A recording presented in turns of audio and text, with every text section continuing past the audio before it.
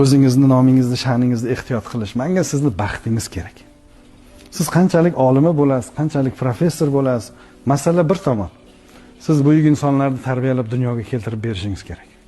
Dunyoni beshigini tebratadigan odamlarning onasi bo'ling siz.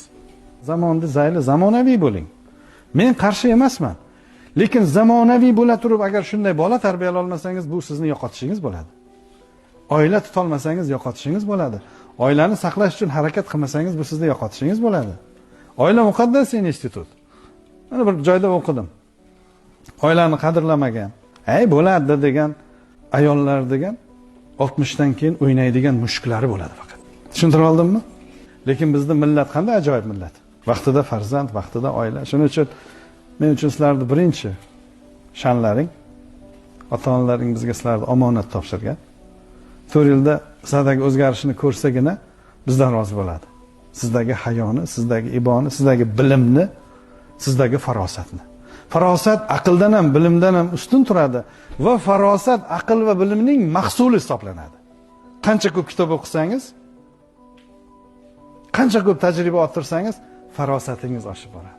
Kam gap bo'lib qolasiz. Devorni u yog'ini ko'rib boshlaysiz. Xulosalar qilib boshlaysiz. Buning uchun yoshda olish kerak. Birdan bir sizlarga tilagim baxt. Baxt bu mehnat bilan bo'ladi. Baxt o'zi osmondan tushmaydi. Baxt bu o'zini majburlash bilan bo'ladi. Kino ko'rsangiz, foydali kino ko'ring. Xiyonatni oddiy qilib ko'rsatadigan serialdan nima foyda sizga? Men hech serial ko'rmayman. Vaqtimni qizg'anaman. Bitta film bo'lsa, uni ham ko'raman. Oskar olganmi, yo'qmi?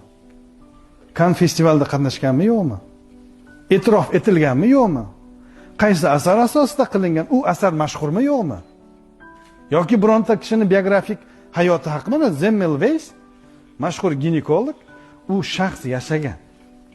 U odam haqida bilishimiz kerak biz. Uni kashfiyot. Kinosini ko'rdim. Men shuncha vaqtimga roziman. Xuddi shundayki vaqtingizni qadrlang. Hozirdan o'zingizni ehtiyot qiling. Hayotdan zavqlaning.